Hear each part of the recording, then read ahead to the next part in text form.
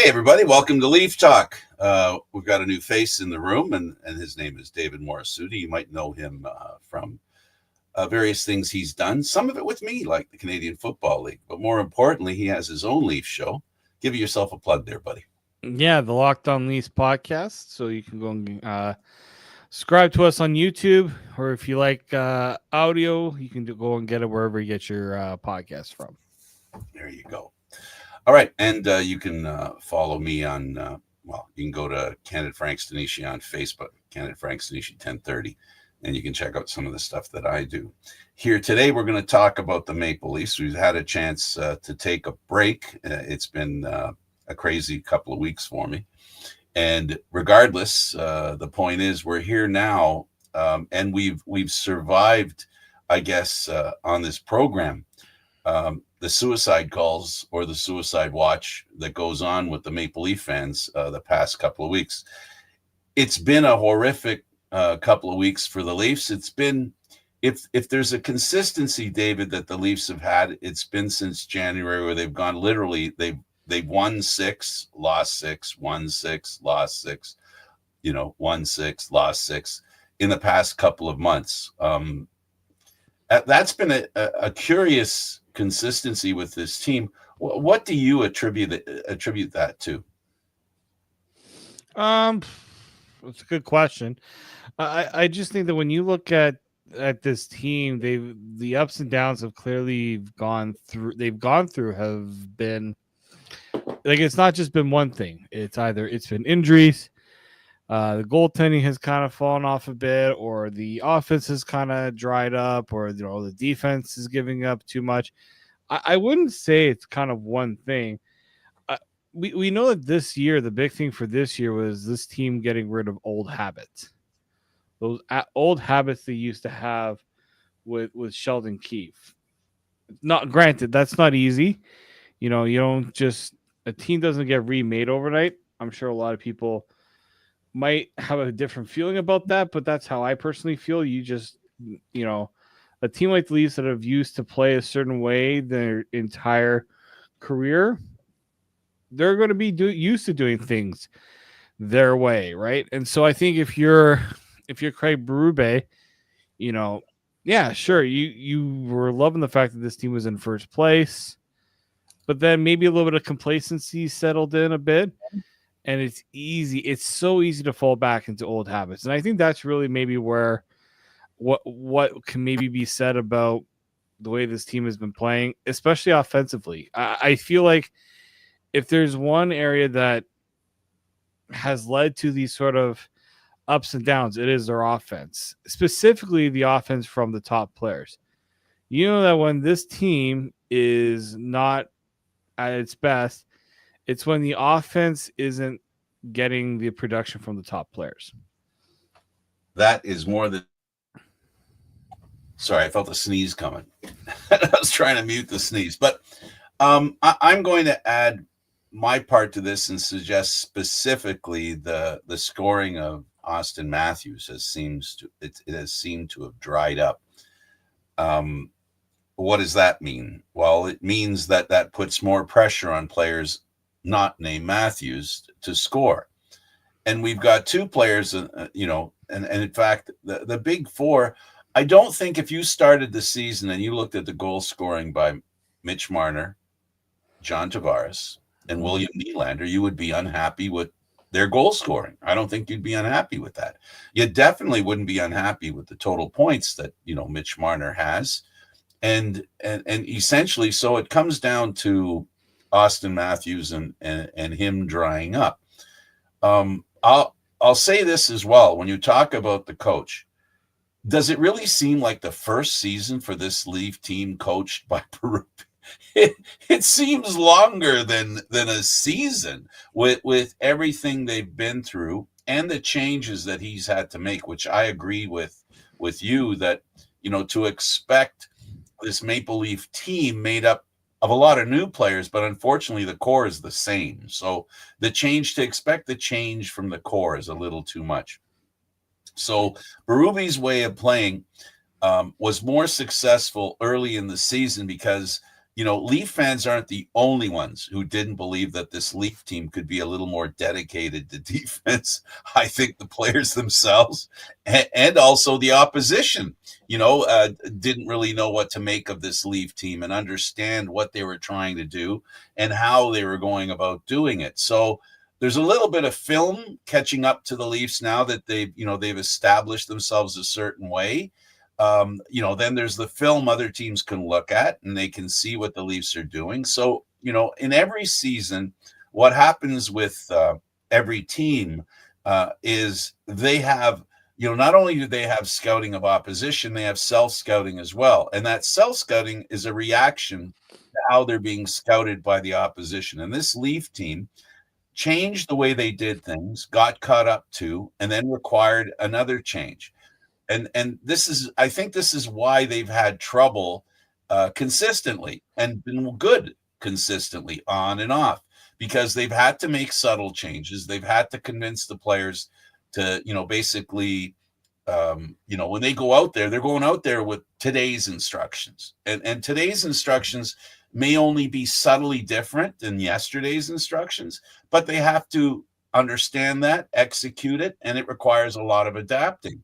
And this Leaf team right now is, after all the success they had early in the season, and because of the success of the teams in their division, every team in their division except one, are in the hunt for a wild card position, and that's 7 teams, and the other 7 teams outside of Buffalo. And just to take a little sidetrack, Buffalo's owner was given the lowest rating at the Athletic for ownership of any organization in the National Hockey League.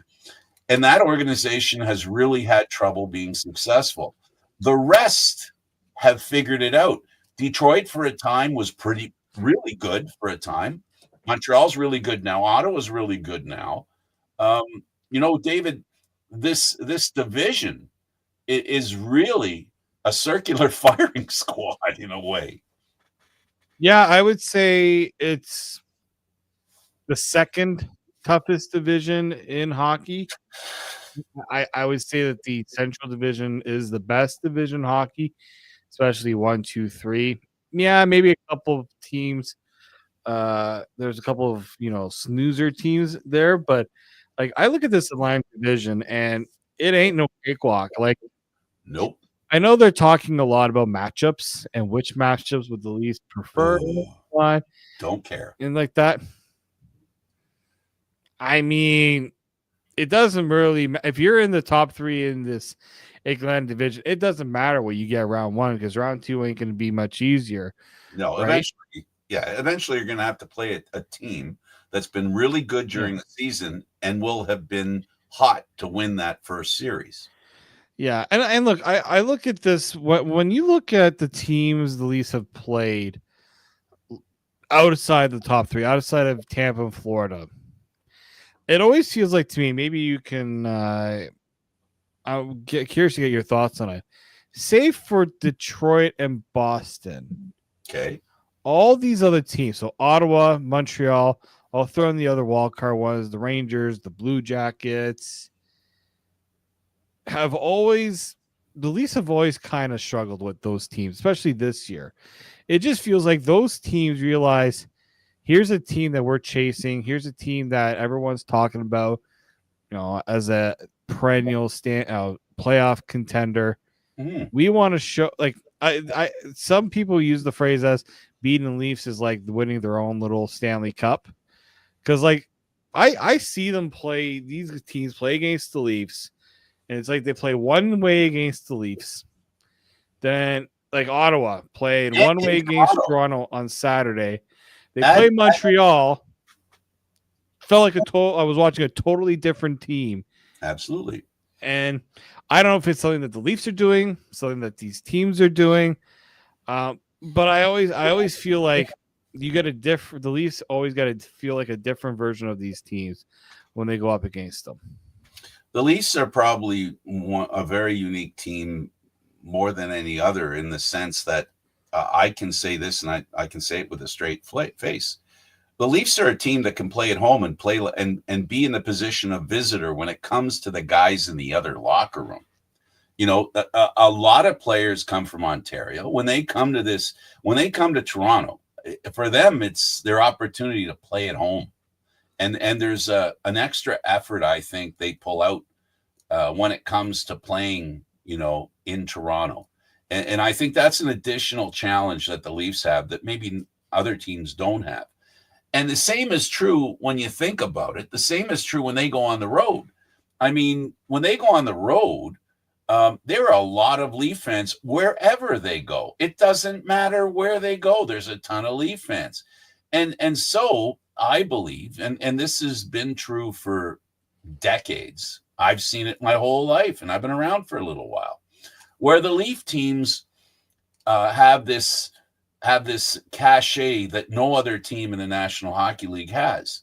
And there is no team that has it the way the Leafs do, and that is the popularity that extends outside of Toronto. Is that something that I'm bragging about? No, it's just an observation. And that observation leads to assumptions and or calculations on how that affects both teams, not just the Leafs, the other team as well. To your point, I think is what you're alluding to. And the Leafs have done a good job this year of playing above that. They have that extra challenge, and I'd like to talk about Marner, but first we'll finish this topic. I don't want to end it on you. I want to give you a chance to rebut what I just said or add to what I just said. No, I will. When I see, yeah, I mean the home ice thing has been very curious to me. Like the Leafs don't have a bad home record. It's not terrible. It's actually like in line kind of where Florida is at home. Could it be better? Yeah, it could be better. But lately, the thing is, like, it's almost been like two different seasons for this Leafs team. Mm-hmm. There was the start of the season where they could do no wrong. Then you've got this now where they can't score at home. Their special teams aren't coming through at home. So it's almost been like two different teams at home. I'm not going to get into the whole atmosphere of the game because I think that's been beaten down enough. All I'll say is there are certain areas that we've constantly have talked about in the past that are showing up. And I'm curious to see, can this coaching staff talked about habits, can they get them back on track to realize we gotta get around this? Yeah, and that's the thing about this coaching staff, and don't underestimate the coaching staff the Leafs have put together. One of the expectations of Leaf fans is that okay, we grant you can only spend so much on the cap, but everything else, the Maple Leaf organization should be spending more than anybody else. They make more than anybody else. So in coaching, they're not held back there as far as the cap is concerned. Scouting, they're not held back there because of the cap. The organization and the way they treat the players and I don't want to sound like I'm carrying water for MLSC, but they do spend money on making the players at home. I mean, I don't know how many organizations have a guy the players can call to put together their audio equipment at home and their televisions. I don't know of any other organization that would even have the audacity to do something like that. And that's who the Leafs are. They're a team that is being told not to spend any more money than this on the players. And unfortunately, it also rubs them the wrong way because they're in a place where taxes are not like they are in Texas and in Florida. So, the money that they spend not on the players, they need to do to compete with the other teams that can literally sign a player to a contract. And that player, we saw it with what happened from now all of a sudden his name eludes me from the Avs and went to Mikko Rantanen. Yeah, Rantanen. Like he took a $12 million paycheck from Dallas in Texas, and it was clear that and pointed out that $12 million contract could have been worth up to 13, maybe even 14 in other places where the tax rate, where there is a tax in a state or in a province, as we have here. So though the money the Leafs spend is basically just biting into the advantages that other teams have. And David, there's no coincidence, since we're talking about the teams in the Toronto division, that the two top teams right now in that division are from Florida. And the players that they brought in, and I am changing things at this point, the players that were brought in at the trade deadline, they brought in some serious players. Now, we can judge how those players are panning out. We're getting some news that maybe there's a certain player that got paid a lot of money and went to Florida, and he's not panning out for Florida right now, a defenseman, a right-hand shooting defenseman. So there's that too, right? The Leafs didn't really the Leafs really didn't go out and get the kind of stuff the two Florida teams received.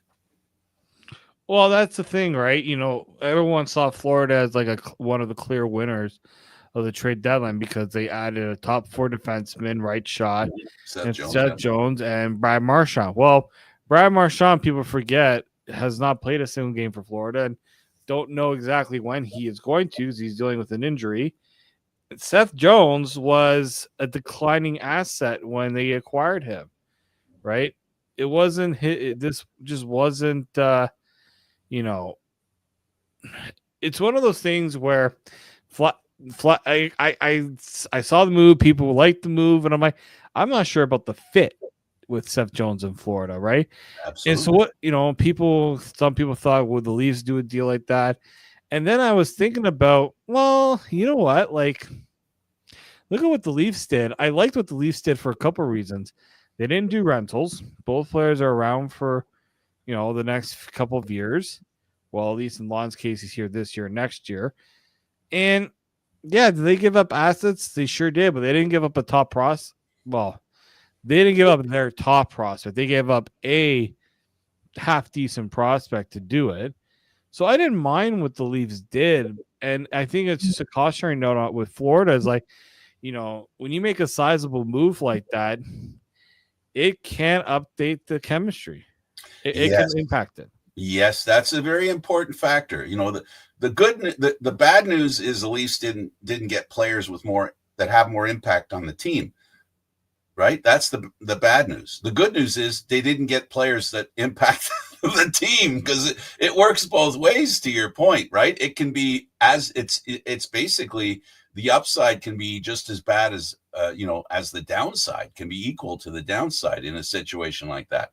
Well, the important thing is that patience is required for players like that who need to adjust to the climate and the way things happen in Toronto. And I can see it being far more difficult to integrate yourself in Toronto on that team than it is going to Florida or Tampa. The only places I would compare to that would be going to maybe Boston, Montreal, and all the Canadian teams. The pressure on the Canadian teams is palpable. It's a lot more. So as far as I'm concerned, I agree with you. The Leafs did what they could do, and maintaining the amount that they wanted to give up for it. I agree with you on that score. Now, if we can, I'd like to move over to Marner. And now all these weird things that are going on that aren't weird, they won't be weird when hindsight becomes the reality. And that is with Mitch Marner being asked if he's willing to waive his no trade to go to Carolina, to go for Rantanen. And now we're hearing, now you can help me to understand how truthful this stuff is. Now we're hearing that Carolina is already contemplating getting Marner in the offseason. And not only Marner, there's rumors that they're even going after Tavares as well. David, how does this kind of news, in your mind, whether it's true or not, first, I guess I should ask you that. And second, how does it impact the locker room and the players themselves and the ones around them? Well, I'm sure,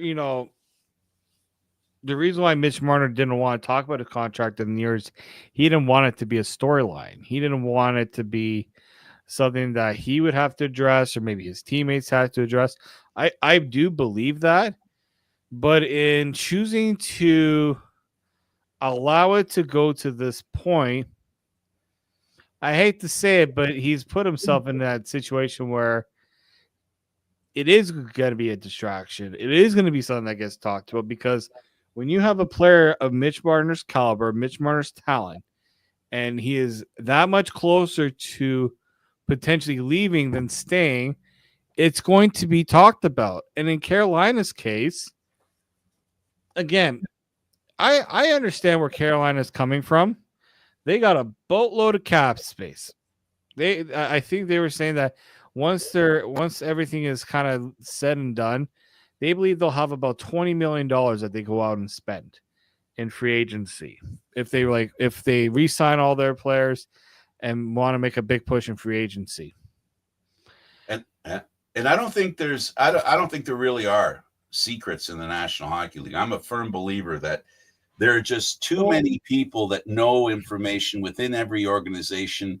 And when I say by too many, a lot of players that know what the organization is thinking, and the walls have ears.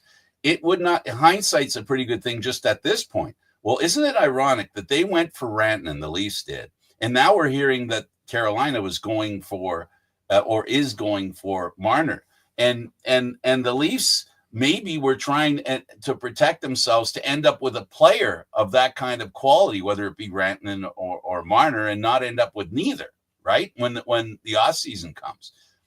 I think what the Leafs saw was we can get a player who's willing to sign right now. Right. Wants to get a deal done. We know we have this guy around next year. In Marner's case, he says he wants to be a Leaf. The Leafs say they want to keep him, but there's no guarantees until a contract is signed. This is where I made a point. I think I made the point with you. I don't know if I made it on the podcast. Austin Matthews wanted to get his deal done. They got it done before the season. Bang, bang, done. Wasn't for 8 years, but he still signed a deal that's keeping him around at least for 4 years and keeping that contention open. William Nylander, they apparently looked at potentially trading him. Didn't really see an offer that made sense to them, so like keeping him around. And, it got into the season, but it felt like that was never going to be a deal that the Leafs couldn't get done because Nylander wanted to stay. They got a deal done, and he's here. Marner's case, I want to be a Leaf. This is where I want to be, but I'm not interested in signing during the year. And there was no deal before that. No. And the thing that gets me about it, oh boy. Yeah, I get it. Your agent may want to use the threat of free agency to really push your value. If I'm Marner, I would be telling his agent, I don't want to do that. I want to be a Leaf. What do we mean we're going to go and push this to free agency? Because the other side of it, if you're the Leafs, is yes, you want to keep Marner, but at some point, a decision will have to be made. Like where you tell the other side, hey, look, if this is one of those situations where we feel like this isn't going our direction, we need to consider our options. And those options, David, in my opinion, in my very humble opinion, I mean this sincerely, once the off season happens, there's going to be a lot of things going on that we don't know will be happening, and there will be surprises in the off season. There will be opportunities, I suppose. I know projected free agents. Marner is going to be probably the biggest prize in free agency. I get that. I believe it to be true. But I also believe, David, that when a team spends money on a big name player, they're spending a lot of money that maybe could be spent on two players that are maybe in total better for the team as opposed to that singular player. And I'll make my point this way. The biggest problem I have with the conversations that we're hearing about Marner maybe and his people unhappy with the way he's being treated by the Maple Leafs. David, if he holds out for the biggest paycheck in Toronto, right? If he holds out for he wants the most money of any Leaf, how can he not expect to be a lightning rod for whatever goes wrong? How can you expect that? How can you be that I don't want to use nasty words here, but I'm really tempted to. How could you be as hard-headed and not understand that you can't ask for the most money on this team and expect to be treated like royalty? You're going to be treated like the guy when things aren't going well. If you're not the best player on the team every time the team kind of sags, you're going to be the first guy people are going to point at, not just, the media, but especially the fans. So I've said this from the very beginning, and even when we were doing Leaf shows back you might remember 5-6 years ago, my favorite phrase at the time was, for when these players were signing their contracts, be careful what you wish for. Mm-hmm. Be careful. Look, the Leafs opened up the wallet. They didn't tell these guys, hey, maybe take a little less now, and on your next deal, we'll take care of you. Well, the president tried telling them that. Remember back then when Shanahan was saying that, well, when we were in Detroit, a lot of us took less money than we were willing to take because we wanted a team to have more money to spend elsewhere. That's what he said. But that wasn't a cap era, so they weren't forced to do that. They could have spent. They weren't being held up by the cap. I'll add this, though. What the Leafs did wrong in all this situation was wait to get things done. We're seeing it now. Marner, if you truly wanted Marner done, you would have looked at this a year ago, right? When technically he was eligible to sign in July. Yes. I get that. But the year before that. Yes, that's the year that bothers me about this situation. If you were the Leafs and you felt like Marner was going to be a tough guy to sign, potentially a situation where maybe, not guaranteed, but maybe he heads out the door, maybe that's where you don't necessarily trade him, but just to say, what are our options? Right? Yeah, because we can trade you and you have no say in it. Yes. We can trade you and you have no say in it. And I believe at that point, they didn't believe he wanted to be a Maple Leaf. They didn't believe it. And the reason they didn't believe it is because they couldn't sign him at that point. And they didn't play hardball with him, which I disagree with. They should have played hardball with him. They should have said, sign now or we're trading you. It's not like, I admit that the player that Marner is today is far more attractive than the player back then, right? Maybe not much more, but more. But they would have got value for him back due to his age and his ability to be a good, power play guy, a good penalty killer. At that point, he had that reputation.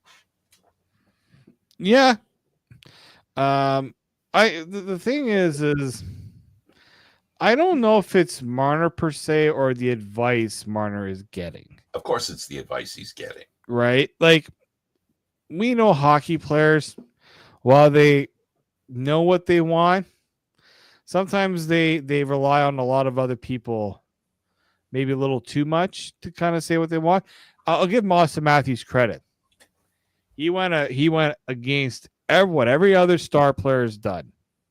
Every other star player has locked themselves in for 8 years, good or bad, right? With those 8-year deals. Majority of the time, if you got a really good superstar player, you're okay signing them to an 8-year deal. Matthews is just like, you know what? I could have asked for more. I probably could have gotten more on the open market. I'm sure a team would have offered Austin Matthews $14-15 million. You know what? Let's do a 4-year deal. Let's just get it done. And if I'm the Leafs, I'm like, you know what? Just getting Austin Matthews signed is more important than haggling him about an extra couple of years or so. Let's get the deal done. And you know what? It's not like he's guaranteed not to come back. You don't got that threat of Arizona going back home to Arizona anymore. Yeah, at least for the next little while. So with Marner, the one thing that I know the Leafs will have as a potential bargaining tool is his desire to stay. Yeah, we'll find out. How much does he want to stay? And if I'm the Leafs and if the agent's really playing tough ball, go see what else is out there. Go enjoy. Go see what Carolina. Let's go see if Mitch wants to go play in Carolina. Let's go see if Mitch wants to go play in Chicago. Chicago's got, it's a decent market. It's got a young star player in Bedard that needs a lot of help. Does Mitch want to leave Toronto to go there? Does Mitch want to uproot his family, who's now, and I don't like to put personal things, but there are personal decisions that go into this. He's about to have his first child. Where does he want to raise the child? Where does the family? Where is the support system? He's already home. Yeah. When you're already home, just like I'll look at the John Tavares situation. Coming back home meant a lot more for John Tavares. I think staying at home means a lot to Mitch Marner. Now, of course, a lot of people are bringing up he's got to bring it in the playoffs. That is very true. That's a fair statement, It's David. a very fair statement. I've never had an issue with that statement because I understand the idea of losing Mitch Marner can be scary, but if you're truly of the belief that if the Leafs were to have another, like I know it's already talked about, almost like we're talking into existence, another first round exit. Do you really want to run everything back the way it was? No. Right? I was happy that I was happy if I was the GM of the Toronto Maple Leafs. I'm very happy that I don't have to, like, politically it's not a great thing, but really when you're sleeping at night and you wake up in the middle of the night and you start thinking about the problems you have, paying Mitch Marner a heck of a lot of money because you won a couple of rounds or you won a Stanley Cup, that won't hurt at all. You can pay him as much as he wants, and it's not gonna hurt you. But if you're gonna pay him a heck of a lot of money, and like you said, and they're gonna, redo what they've done the past few years, and that is first round exit, that's not a good thing, because there's just continuing that wheel of eventually something's got to turn in the right direction. There's some legacy here, David, attached not as much to Trey Living, but to Shanahan.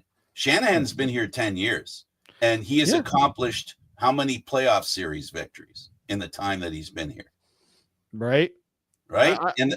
And the whole point of what he said is, well, we want to create an atmosphere here where every year we're competing for the Stanley Cup. Well, finishing first is not the definition of competing for the Stanley Cup. Making it to conference finals is competing for the Stanley Cup. Well, I'll say this.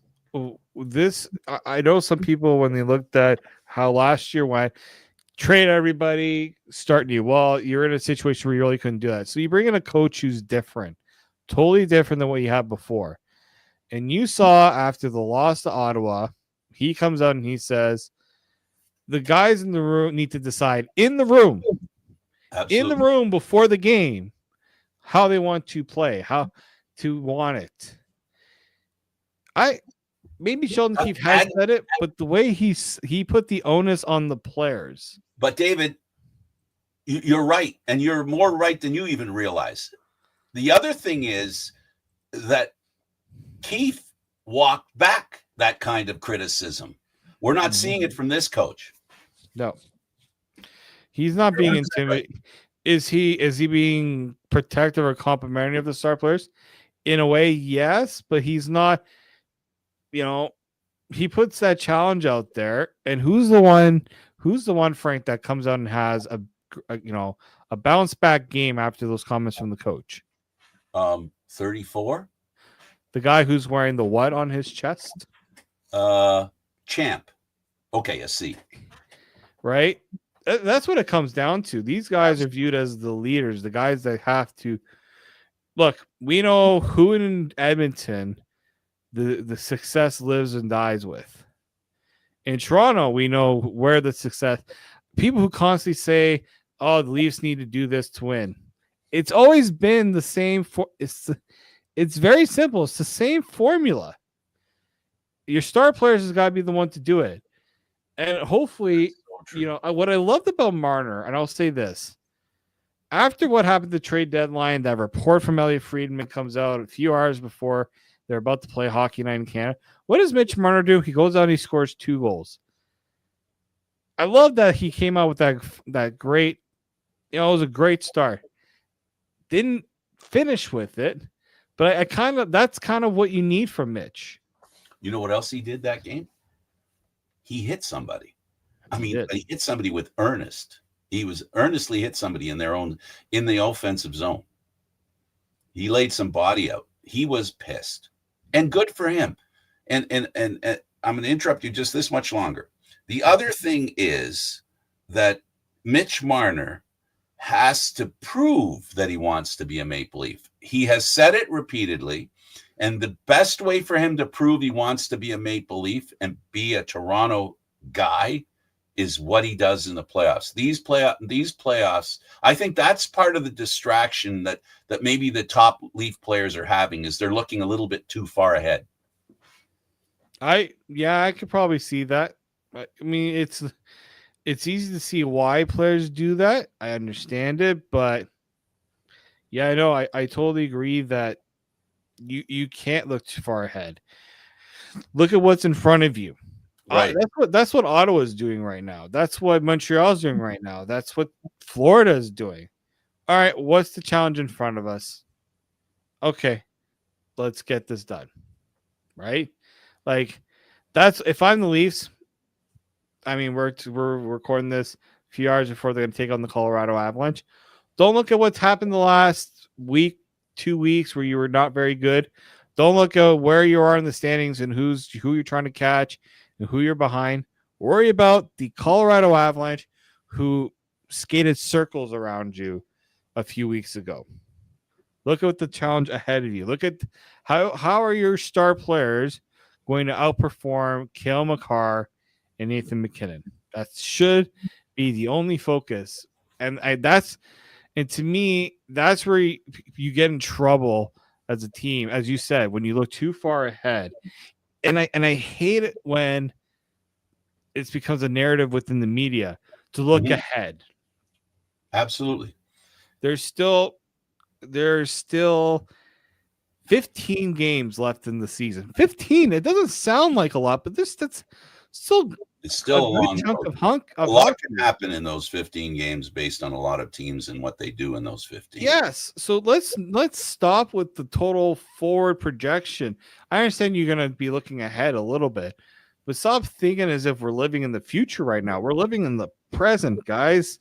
Yeah, and there's no guarantees about tomorrow. Like how they play tonight impacts, and it's getting more and more important that each game they play is the difference between them finishing first and being in wild card 2 position. And that's why the whole situation with Marner, to me, I've had the issue sometimes talking about it, because that's not a today problem. It's not even a tomorrow problem. That is 2 months from now problem. Yeah, that's a next year problem.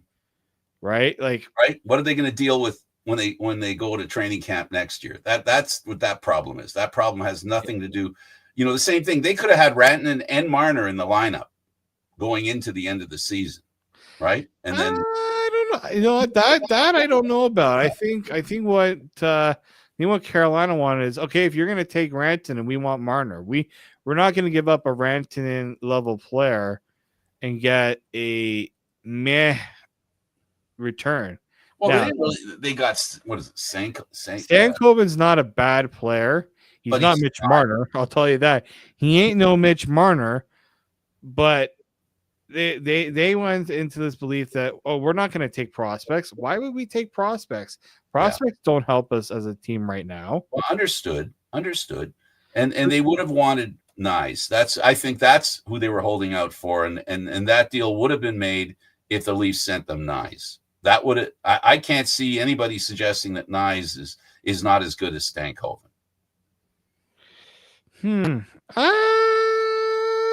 Yeah, I know Nyes. They're not too far off. I think Nyes has got different tools.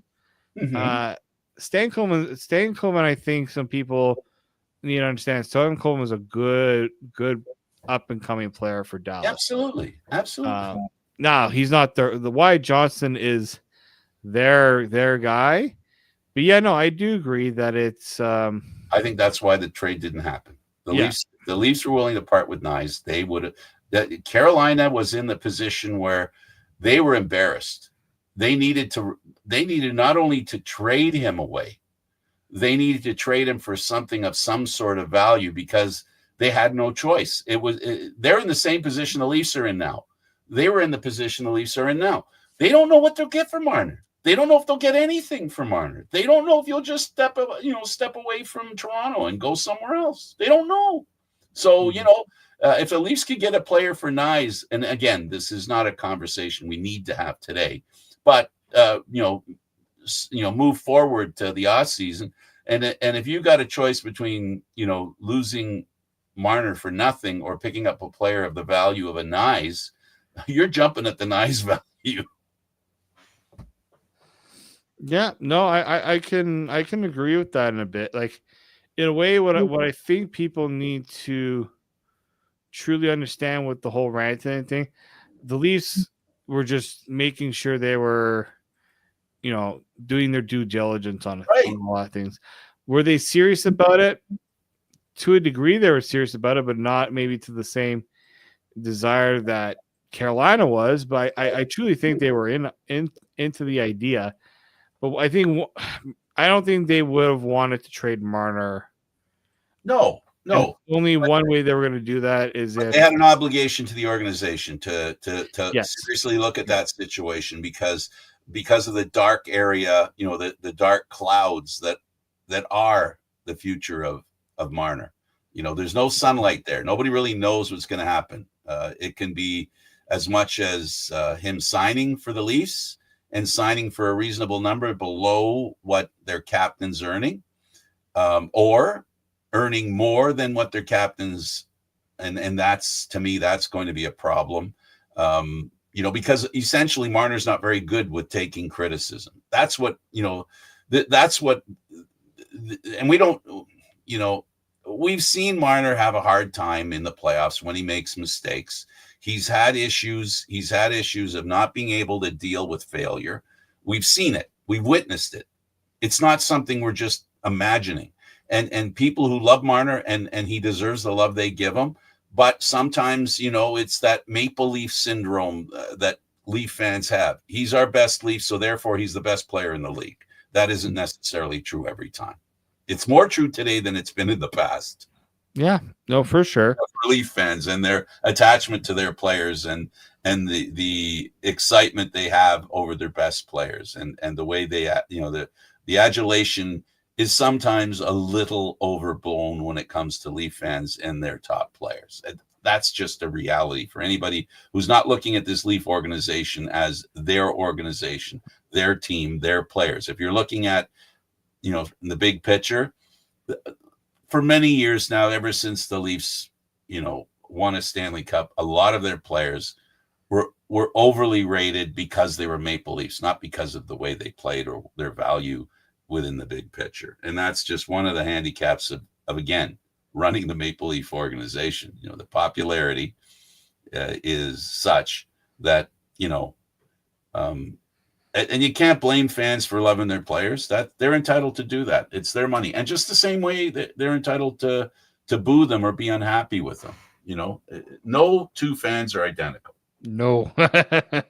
No, they're not. And they have a right to be either, anywhere in that spectrum. They pay for the tickets. They pay the player's salary. You want to be the highest paid player on the team, then you got to expect you're going to get the, again, I repeat, careful what you wish for. Mm-hmm. And that's the mistake a lot of players make. And I said from the beginning that's the mistake the core four of the Leafs made. They should have gone with short contracts. They should have gone with a little less money, should have gone for the cup, that they should have realized that the window's not as wide as you think it is. And that's the biggest mistake that the Leaf players, the core four, have made. They didn't realize that window's not as wide open as they think.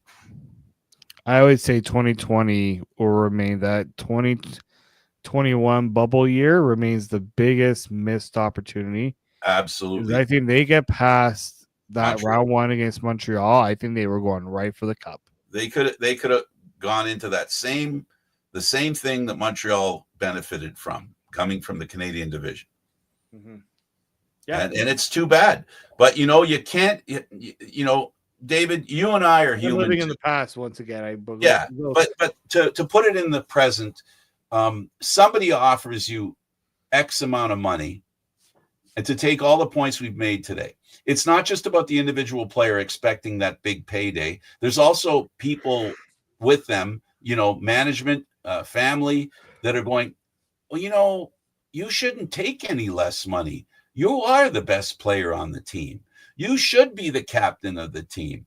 All these conversations fill a player, a human being, and make them make decisions that maybe aren't looking to the future in a way that maybe a lot of players like a Marcel Dion, who never won a Stanley Cup yet was the best player in the league for a time. I'm sure, and I know I'm not guessing, I'm positive a little less money, guaranteeing they get a cup.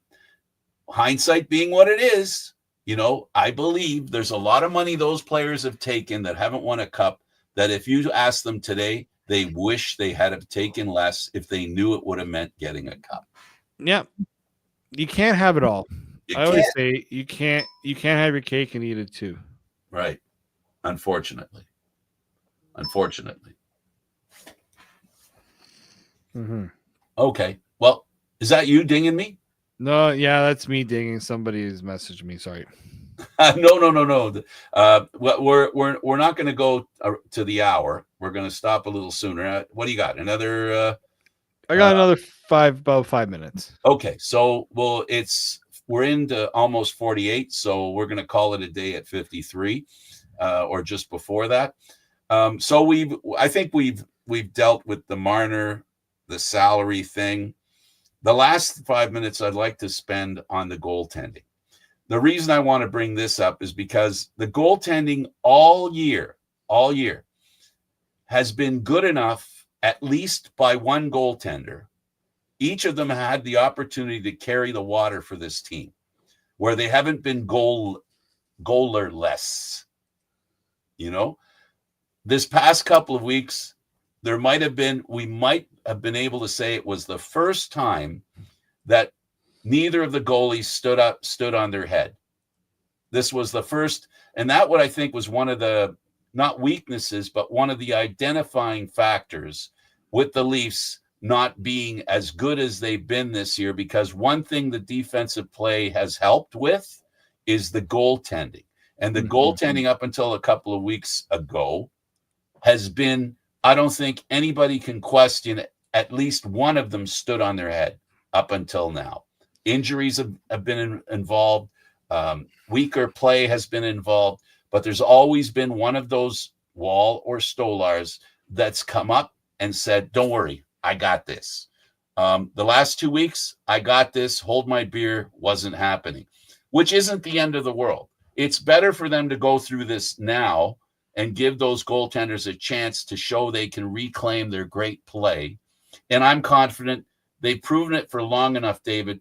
I don't think the Leafs have a problem with the goaltending. It's not the tractor trailer wheels didn't come off while they're rolling downhill. This is just two players, two humans, not looking as good as they have in the past. And I think they can reclaim it, and they have to a degree.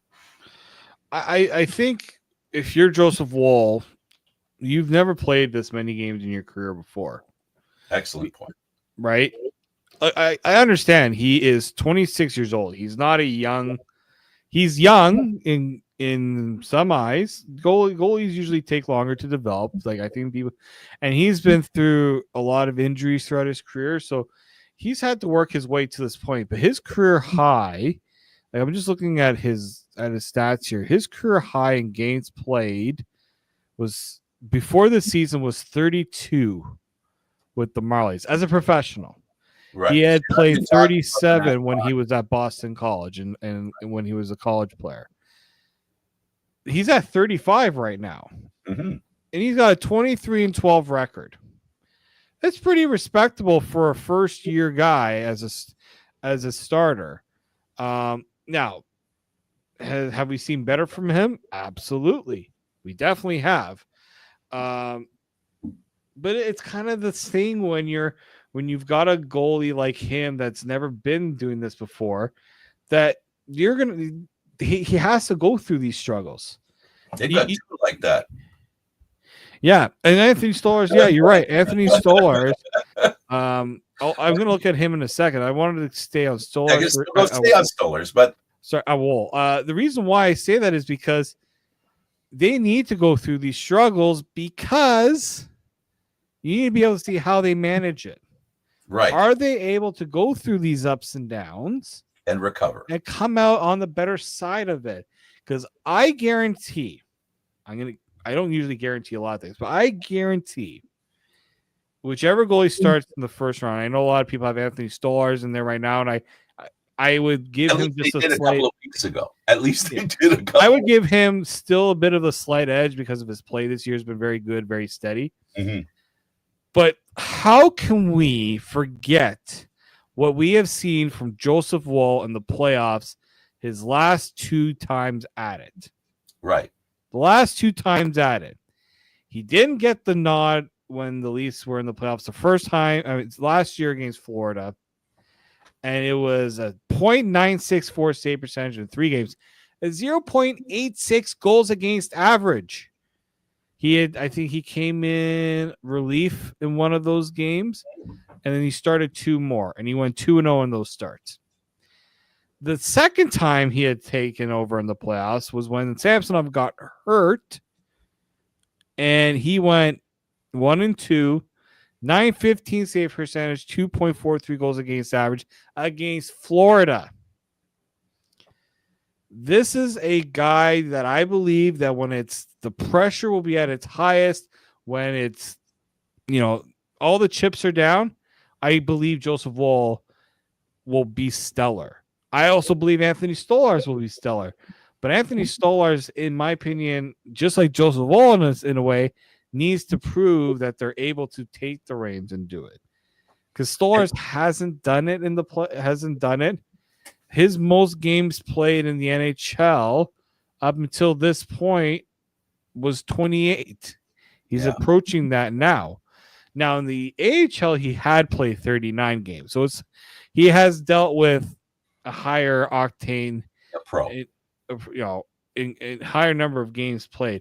But he has dealt with an injury, and we have constantly heard Berube say they want to get him more work because he is still getting himself back from this injury. Right. Which leads me to believe, Frank, that maybe there is still something lingering with this injury, that they want to make sure he's fine. Yeah. I have no problem with it. This is what you've got 2 goalies. Use 2 goalies. I understand at some point, yes, you're going to have to make a decision on one of them. David, you expressed the reason why. The reason why, unless the Leafs beat other teams 4 straight, anything less than 4 straight is going to require 2 goaltenders for this team. You've highlighted a very important reason, and that is the health of the goaltenders, but also the emotional stress of, we're not just talking physical here. We're talking about mental, emotions and the mental side of the game. There has to be, they don't have the ability to, fall into a mental, mental memory, right? Physical memory is something, and so is mental memory. They don't have a memory for how to do this. They're going to be reinventing themselves in the playoffs. So being able to lean on each other, and the Leafs being able to have them lean on each other to some kind of success, is going to be very important. We discussed one very important issue that I discussed and that I'm going to lean on now and remind people. At the beginning of this season until 2 weeks ago, when one of them faltered, the other one came through. They're going to need to be able to do that in the playoffs. That's going to be a very important thing. And that's what they're going to need to recover from in these last 15, 14, whatever it is, games that they have left to play, where they're going to need to pick each other up and create that mental memory that they're able to play well when they need to play well. Because that's the most important thing about the playoffs. Yeah, and this goes for every player, not just the goaltenders, but we're talking about goaltenders right now. You need to play well in the playoffs when you need to play well. And every player is going to be called on to play as well as they can constantly in the playoffs. And we've seen historically players who aren't, high on the list of being the players the teams depend on, They need to rise up to a level they haven't played in the playoffs for the team to be successful. As much as we want to harp on Marner, which I'm not backing up on that for the playoffs, but there are players on that team that need to play way above their previous skill level or their success rate to win a Stanley Cup. The foot soldiers play like stars. We've seen that historically over and over and over again. I'll say one name, and most people won't know the name, but I'm going to say it. Butch Goring. Anybody who looks into the history of Butch Goring, traded to the Islanders, the 5 cups they won, he was central to each and every one of those cups. He was just a second, third line center penalty killer. But what he did and how he did it in the playoffs was a difference maker. And Bob Gainey, another. I can go on. And I'm sorry I don't remember his name. There's another player John Tonelli was another player. But anyway, I digress. I've said enough. Yeah. Rise up. You rise up. This remains my number one thing about any team that wants to be a contender. You need everybody. Yes, you need your best. You need your top players to be your top players, but you need the whole team. You can't have passengers. Now, the Leafs, I don't think have had as many passengers this year. And trust me, if there have been passengers, Ray Berube has made sure that those passengers are not in the lineup. Yeah. And accountability, a little bit of accountability there that I know everyone likes to talk about that stuff. We haven't really seen it to that degree. As we have this year, to be clear. Yeah, accountability is something that Berube brings to the table. And he doesn't have the fear to speak negative, to make players accountable. He doesn't have the fear of saying it, and he doesn't retract it, which the Leaf players did get,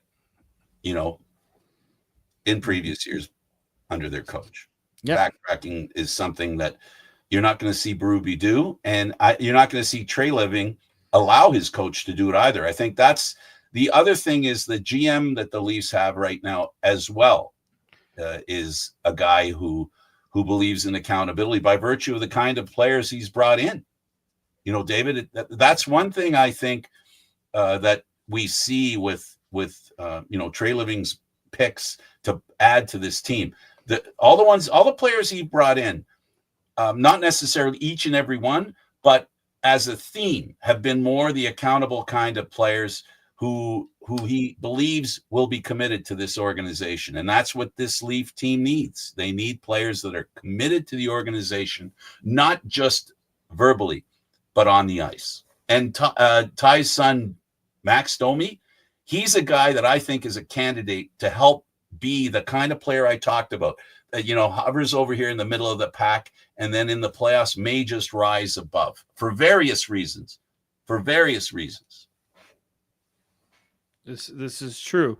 I do think that when you look at where this team can go, why do we think the Leafs have a chance against a team like Ottawa, like a team like Montreal? Why do I think the Leafs have a good chance against those teams?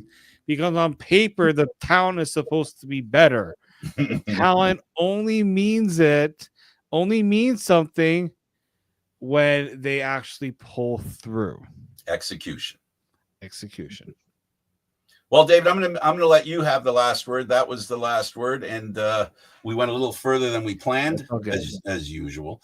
Thanks for doing this, buddy. I really appreciate it. I appreciate it too, Frank. And the game tonight you've said it. It's a key game. Leaf fans are going to enjoy watching this game. The stress level is going to be extreme. The coach has raised the level of this team's play to suggest that they'll have to meet today's standard. And every game from now on is a statement game. Everyone. And this is just the next one, the next statement game, because of the opposition and the cachet this team has. Mm-hmm. This is the kind of team they're going to have to beat to win a cup. Yeah. Absolutely. Thanks, David, again. Thank you, Frank. And thank you for watching. Don't forget, Candid Frank Stanisci 1030 on YouTube. And don't forget, Locked On Leafs with David Morassutti. Thank you.